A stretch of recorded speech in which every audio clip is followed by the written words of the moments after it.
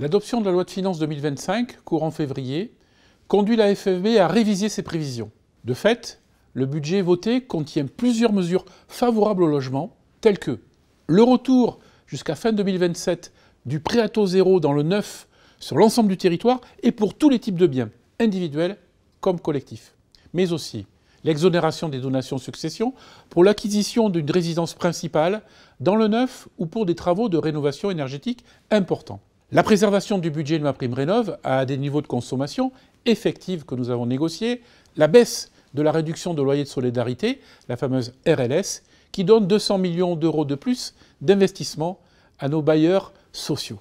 À cela s'ajoute la révision des chiffres officiels de la mise en chantier de logements pour 2023 et 2024 qui gagne 40 000 unités.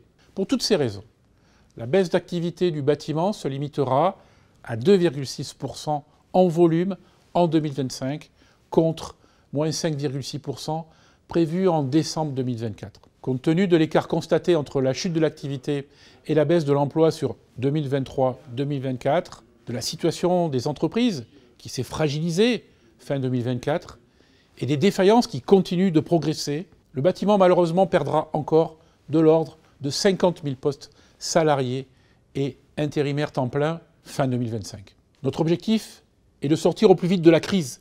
C'est pour cela que la FFB demande, entre autres, d'accélérer la mise en place des mesures de la loi de finances 2025, notamment sur le prêt à taux zéro et sur MaPrimeRénov', de s'assurer que rien n'entrave l'amélioration en cours. Cela passe par la simplification tout azimut et l'abaissement immédiat de la franchise de TVA à 25 000 € pour les micro-entrepreneurs du bâtiment.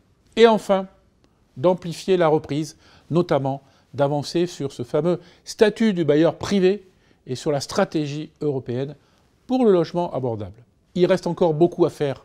La FFB s'y emploie. Nous ne lâcherons rien.